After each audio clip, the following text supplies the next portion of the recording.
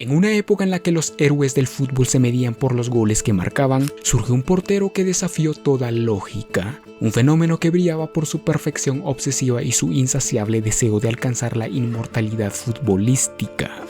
Como un hombre dominado por la ira, con una mirada capaz de intimidar hasta sus propios compañeros, logró convertirse en el artífice del club más grande de Alemania. Oliver Rolf Kahn nació el 15 de junio de 1969 en la ciudad alemana de Karlsruhe, en el seno de una familia que, aunque común, fue testigo del nacimiento de una personalidad extraordinaria.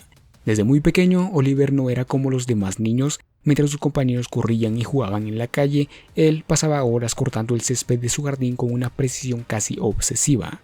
Su madre lo animaba a socializar, a salir con amigos, pero él prefería la soledad y la disciplina, un reflejo temprano de la pasión y exigencia que definiría su vida. Desde niño, Kahn mostró una fascinación por la portería y un deseo de emular a su gran ídolo, Sepp Maier. No era solo admiración, sino una búsqueda constante de la perfección que marcaría cada etapa de su carrera. Él mismo recordaría años después el momento en que todo comenzó. El punto de inflexión fue un regalo de mi abuelo, una maravillosa camiseta amarilla de portero bordada con la firma de Sepp Maier. En ese momento, a mediados de la década de los 70, era el mejor portero. Y cuando tu abuelo te regala una camiseta de portero, no tienes más remedio que ponértela. Así que lo hice y dije, está bien, iré a la portería y le haré un favor. Desde entonces nunca he jugado fuera de la red. Aquel gesto inocente selló un destino. En su mente, ser portero no era simplemente detener balones, sino dominar un arte, un espacio donde su carácter meticuloso y exigente podría brillar. La sombra de Maier era su guía y la obsesión por superarse a sí mismo se convirtió en su motor más potente. A los 18 años, Oliver dio sus primeros pasos serios en el fútbol profesional con el club de su ciudad natal. Su debut no fue sencillo. En su primer partido ante el Colonia encajó 4 goles y dejó a muchos escépticos sobre su capacidad. Esa actuación y las posteriores dejaron claro que el joven portero aún tenía mucho que mejorar. Sin embargo, lejos de desanimarse, Kahn utilizó aquel tropiezo como un impulso. Su carácter perfeccionista lo llevó a entrenar horas extra, a analizar cada jugada y a construir una fortaleza mental que pronto lo distinguiría de cualquier otro portero.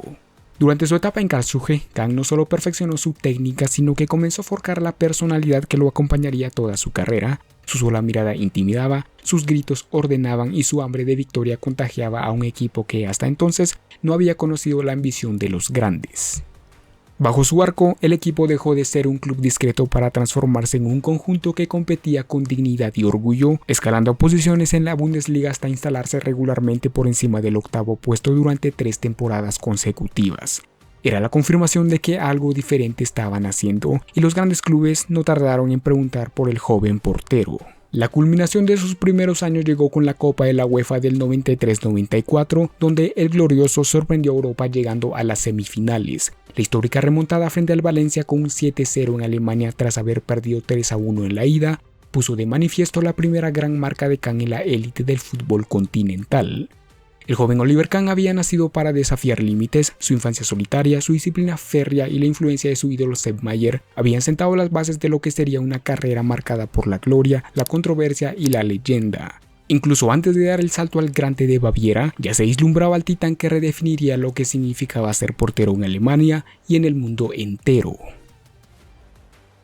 En 1994, después de 7 temporadas deslumbrando en el Karlsruher SC, Oliver Kahn dio el salto definitivo a la élite del fútbol alemán al fichar por el Bayern de Múnich en una transferencia histórica de 2,5 millones de euros. Para muchos era una apuesta arriesgada. Un portero joven de carácter fuerte y reputación de testarudo llegaba a un gigante del fútbol alemán con expectativas que podrían aplastar a cualquiera. Pero Oliver Kahn demostraría pronto que no era cualquiera y que su llegada al Bayern no era el final del camino, sino el verdadero comienzo de su leyenda. Ese comienzo estuvo marcado por un encuentro que parecía escrito por el destino. Kahn fue puesto bajo la tutela del legendario Sepp Maier y rápidamente entendió que había mucho que mejorar. Su llegada a Baviera, sin embargo, no fue un cuento de hadas, aunque rápidamente se consolidó como titular. Una grave lesión en el ligamento cruzado lo obligó a apartarse de las canchas durante 6 meses. La prensa lo criticaba con dureza, cuestionando si su temperamento explosivo y su intensidad incontrolable serían su perdición. Pero Kahn convirtió el dolor en impulso, la duda en combustible y volvió con más determinación que nunca. Su evolución bajo presión fue meteórica, cada partido se transformó en una exhibición de liderazgo y autoridad. Sus compañeros pronto comprendieron que tener a Kang en el arco no solo significaba seguridad, sino tener a alguien capaz de despertar al equipo a base de gritos, miradas y una energía que parecía sobrehumana. Su carácter agresivo y dominante intimidaba a rivales y compañeros por igual, y el Bayern comenzaba a reflejar su personalidad, un equipo frío, implacable y dispuesto a devorarlo todo. Los títulos no tardaron en llegar. La Bundesliga y la Copa de Alemania de la temporada 96-97 fueron sus primeras conquistas como bávaro. Sin embargo, su perfeccionismo obsesivo y su estilo autoritario generaban fricciones dentro del vestuario. Algunos lo veían como un líder nato, otros como un tirano incapaz de aceptar la imperfección. En el campo su reputación de ogro se consolidaba. No se trataba solo de detener balones imposibles, sino de dominar psicológicamente el juego. Kang rugía, gritaba, chocaba y se lanzaba con una furia casi animal. Pero la grandeza, como siempre, exige su precio. En 1999 el Bayern alcanzó la final de la Liga de Campeones frente al Manchester United. Durante 90 minutos, Kang fue el guardián que alimentaba el sueño bávaro hasta que en los últimos segundos 2 goles en el descuento destrozaron todo. El triunfo se escapó y Kang quedó de rodillas, derrotado y con la mirada perdida en la nada. Ese día comprendió que incluso los titanes podían sangrar. La bestia en Baviera había mostrado su poder, pero también su fragilidad. Y detrás de esa máscara de acero comenzaba a gestarse la leyenda de un hombre que viviría permanentemente entre la gloria y la caída. Si el Bayern de Múnich había sido el escenario donde Oliver Kahn se forjó como titán, el mundo del fútbol estaba a punto de descubrir su verdadera dimensión. El portero alemán no solo se medía con los delanteros rivales, sino con la historia misma, escribiendo capítulos que serían recordados por generaciones. En 2001, Kahn lideró a los bávaros en la final de la Liga de Campeones contra el Valencia, en una historia que parecía repetirse tras la amarga derrota frente al Manchester United en 1999. Pero esta vez el destino le sonrió. Después de haber ayudado a su equipo a superar al United y al Madrid en la fase eliminatoria, Kahn resultó ser el héroe de la final contra el conjunto español. El partido se decidió en la tanda de penaltis y Kahn, en un despliegue sobrehumano, detuvo 3 lanzamientos decisivos que sirvieron para que el Bayern levantara el trofeo por 4ª vez en su historia. Pero lo que ocurrió después fue aún más memorable. Mientras los focos y las cámaras celebraban al Bayern, Kahn se acercó a consolar a Santiago Cañizares, cuya desolación era tan palpable como el júbilo de los vencedores. Esa noche, Oliver no solo ganó la Champions, sino que se ganó la admiración universal como héroe íntegro y competitivo, capaz de la mayor intensidad y humanidad al mismo tiempo. La gloria continuó en el plano internacional. En 2002 Alemania llegó al Mundial de Corea y Japón con pocas expectativas, pero con Kahn en la portería, la selección alemana se transformó. Sus actuaciones fueron monumentales, atajó disparos imposibles, sostuvo a su equipo en momentos críticos y forjó la ilusión en un título que parecía lejano. La prensa y los aficionados lo llamaron el hombre de 1000 brazos, un portero capaz de sostener no solo el arco, sino las esperanzas de toda una nación. El reconocimiento no tardó en llegar. Kahn recibió premios al mejor portero del mundo, la IFFHS lo consagró como el arquero del año y en el mundial, a pesar de no levantar la copa, fue elegido mejor jugador del torneo recibiendo el Balón de Oro y el premio Lev Yashin, convirtiéndose en el primer portero en la historia en obtenerlo. Su carrera alcanzaba alturas que pocos habían soñado y su figura comenzaba a ser sinónimo de garra, perfección y liderazgo absoluto. Pero no todo era perfecto. En la final del Mundial 2002 la historia se escribió con un trazo distinto. Frente a Brasil, Kahn cometió un error decisivo al no detener un disparo de Rivaldo que permitió que Ronaldo abriera el marcador. El golpe fue devastador, Alemania perdió 2-0 y el portero que había sostenido a su equipo durante todo el torneo quedó retratado como el héroe y el villano al mismo tiempo. Frente a las cámaras su expresión reflejaba la mezcla de orgullo, impotencia y dolor, un instante que marcaría un antes y un después en su carrera y que mostraría al mundo que incluso los gigantes pueden caer y mostrar debilidad en los momentos más duros. A partir de la temporada 2002-2003, los primeros signos de desgaste físico comenzaron a manifestarse. Las lesiones, algunas de larga duración, empezaron a afectar su rendimiento. Los reflejos que una vez parecían sobrenaturales sufrían pequeñas fisuras y la recuperación ya no era tan inmediata como antes. A pesar de esto, Kahn seguía mostrando su carácter incansable, empujando a su cuerpo más allá de lo prudente, pero la realidad empezaba a pasar factura.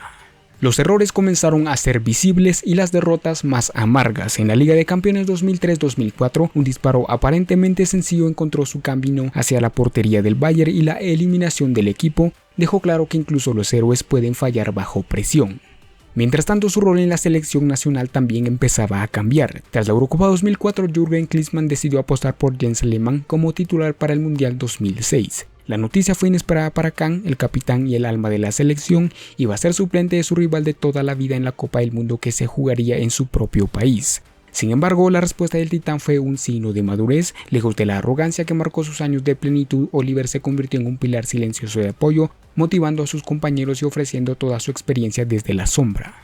A medida que avanzaban los últimos años de su carrera, el desgaste mental y físico era palpable. Cada entrenamiento demandaba más de lo que su cuerpo podía dar y cada partido se convertía en un desafío constante para equilibrar la emoción, la pasión y la realidad de la edad. La intensidad que antes era su sello ahora amenazaba con pasarle factura, recordándole al mundo que incluso los más grandes son humanos y que el tiempo no pasa en vano.